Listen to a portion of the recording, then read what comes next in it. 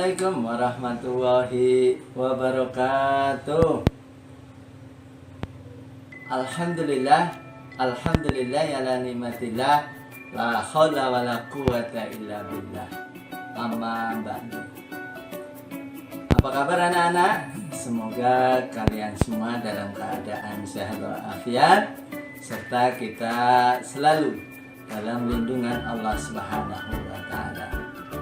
Bertemu kembali dengan Pak Muhlim, guru Sejarah Kebudayaan Islam kelas 6. Anak-anak, sebelum kita mulai pembelajaran kita pada kali ini, mari kita bersama-sama bermohon kepada Allah Subhanahu wa taala, semoga apa yang kita pelajari pada hari ini dimudahkan oleh Allah Subhanahu wa taala dan ilmu kita bermanfaat. Sama-sama kita awali dengan baca basmalah. Bismillahirrahmanirrahim. Baiklah anak-anak, inilah kompetensi dasar yang kita akan pelajari pada kesempatan kali ini. Dengan tujuan pembelajaran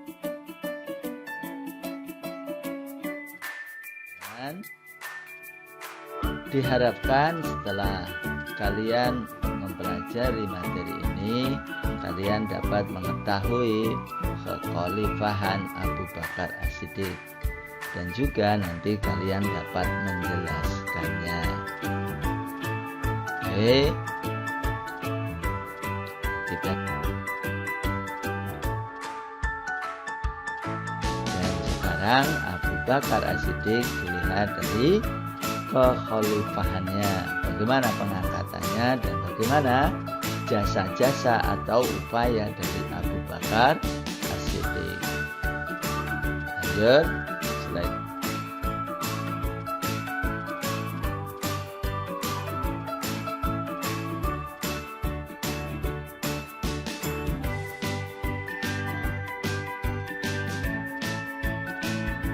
Inilah proses pengangkatan Khalifah Abu Bakar As-Siddiq. Nah, setelah Rasulullah wafat, maka tidak ada wasiat tentang siapa pengganti Khalifah setelah Rasulullah. Maka dari itu diadakanlah musyawarah di balik pertemuan yang pada saat itu bernama Syakifah Bani Syaidah, ya, suatu tempat yang memang biasa digunakan untuk bermusyawarah mencari solusi atau jalan keluar suatu permasalahan. Nah, ini berada di kota Madinah. Nah, dalam pembahasan khalifah pengganti Rasulullah itu hadir dua golongan besar, yaitu kaum Ansor dan kaum Muhajirin. Nah, dalam permusyawarah itu ditentukanlah seorang khalifah yang memenuhi kriteria pengganti Rasulullah, ya. Nah, pada saat itu kaum Ansor dan kaum Muhajirin membaiat, ya, sama-sama membaiat setuju kalau Abu Bakar secara mufakat dipilih sebagai khalifah pengganti Rasulullah Sallallahu Alaihi Wasallam, ya, mengganti sebagai kepala pemerintahan. Nah, setelah ditunjuk Abu Bakar As-Siddiq, apa tanggapannya, apa responnya? Beliau menerima dengan secara bijaksana. Apa kebijaksanaan itu? Nah, paginya setelah Abu Bakar ditetapkan melalui musyawarah tadi antara kaum Ansor dan kaum Muhajirin, beliau naik mimbar dan berkata kepada seluruh rakyat yang hadir pada saat itu di Masjid Nabawi. Beliau berkata, "Wahai manusia, saya telah diangkat untuk mengendalikan urusanmu. Maka jika aku menjalankan tugasku dengan baik, maka ikutilah aku. Tetapi jika aku bersalah, maka betulkanlah.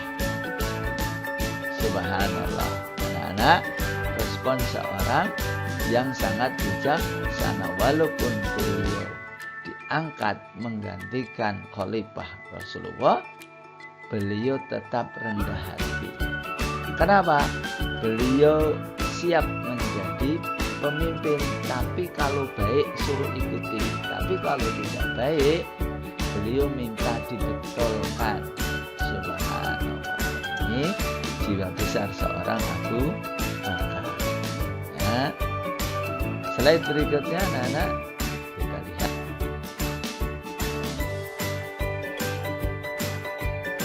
Mengapa Abu Bakar dibaiat ya menjadi khalifah?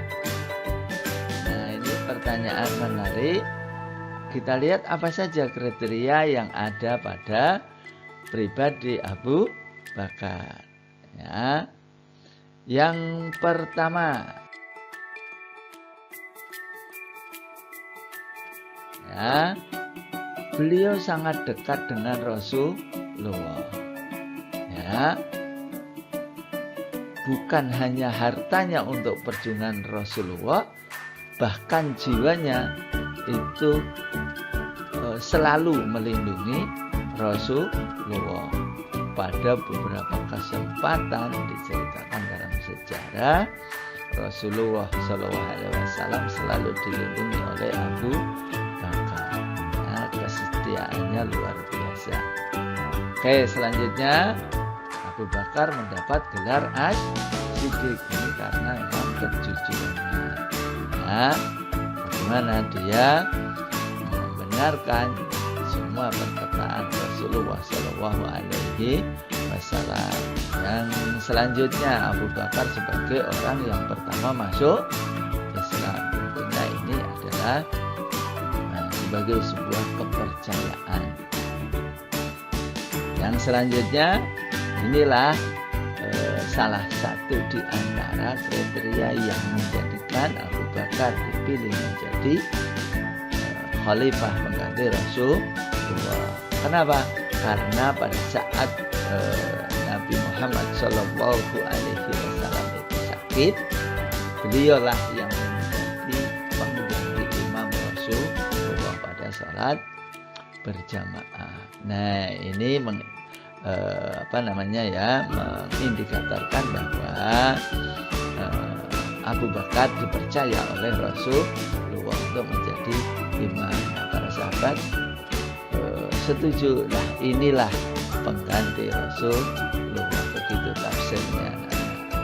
Nah, selanjutnya Abu Bakar walaupun beliau bijaksana, tapi tegas dalam menegakkan kebenaran. Yang benar dibilang benar, yang salah disalahkan. Ya, selanjutnya beliau sangat bijaksana. Seperti tadi contoh waktu beliau saat diangkat menjadi khalifah. Contohnya jelas. Baiklah anak-anak, kita lihat. Selanjutnya adalah upaya atau jasa khalifah Abu Bakar As-Siddiq.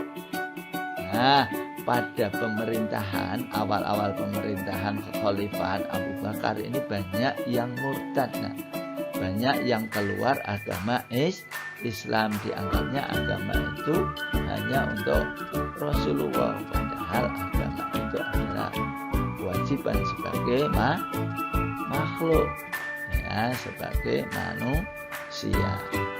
Oke ya, yang pertama adalah menertibkan gerakan kaum murtad yang keluar dari Islam. Yang kedua, menertibkan orang-orang yang tidak mau membayar zakat. Nah, ini juga diabadikan dalam Al-Quran surat At-Taubah ayat 103. Yang ketiga, menumpas gerakan nabi palsu. Ya, kita tahu bahwa Rasulullah SAW itu adalah nabi akhir zaman, nabi Khatamul anbiya. Jadi enggak ada nabi setelah Rasulullah, setelah Nabi Muhammad SAW. Nah, kalau ada nabi setelah Rasulullah, lah pasti nabinya nabi palsu. Nah, gerakan inilah yang ditumbas oleh Khalifah Abu Bakar As-Siddiq pada awal-awal kekhalifahan. Yang keempat, beliau juga mengumpulkan Al-Quran yang pada saat itu masih tidak dalam satu tempat. Ada yang ditulis di tulang-tulang binatang, ada yang ditulis di kulit-kulit binatang. Jadi waktu itu dikumpulkanlah Al-Quran. Kalau Al-Quran itu takutnya gitu ya, karena pada saat itu banyak para penghafal Al-Quran yang meninggal dunia dalam medan. Nah, pada saat itu yang ditunjuk sebagai ketua pengumpulan Al-Quran itu adalah Zaid bin Sabit, seorang sahabat dekat dari Rasulullah SAW. Nah, setelah memimpin kekhalifahan sekitar 2 tahun 3 bulan, Abu Bakar As-Siddiq sakit dan beliau wafat dalam usia 63 tahun. Nah, diperkirakan beliau wafat pada akhir tahun 13 Hijriah atau 634 Masehi. Nah,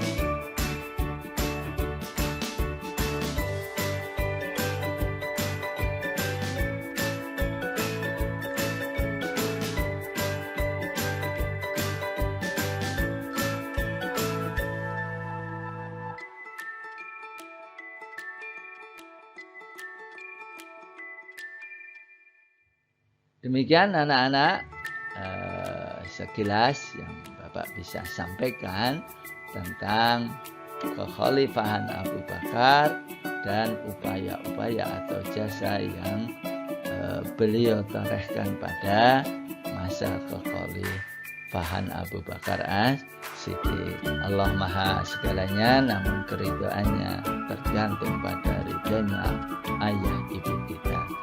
Teruslah nak berbuat yang terbaik kepada orang tua kita agar selalu mendapatkan ridha Allah Subhanahu wa Ta'ala. Ada pantun nasihat atau nasihat dari Abu Bakar As-Siddiq. Jadilah seperti pohon kayu yang lebat buahnya. Dia tumbuh di tepi jalan, dilempar buahnya dengan batu, tetapi tetap dibalas dengan buahnya. Jika kamu mengharap berkah dari Allah, maka bersikap baiklah kepada hamba. adalah salah satu nasihat dari Khalifah Abu Bakar As-Siddiq yang Bapak ambil dari laman merdeka.com. Kalian dapat bisa mengunjunginya juga. Di sana banyak nasihat-nasihat Abu Bakar As-Siddiq. Baiklah anak-anak, selamat bisa tetap semangat, jangan lupa sholat, jaga badan tetap sehat agar bahagia dunia dan akhirat. Amin ya rabbal alamin. Sebelum kita tutup, mari kita sama-sama membaca hamdalah. Alhamdulillahirabbil alamin. Sekian, wabillahi taufiq wal hidayah. Wassalamualaikum warahmatullahi wabarakatuh.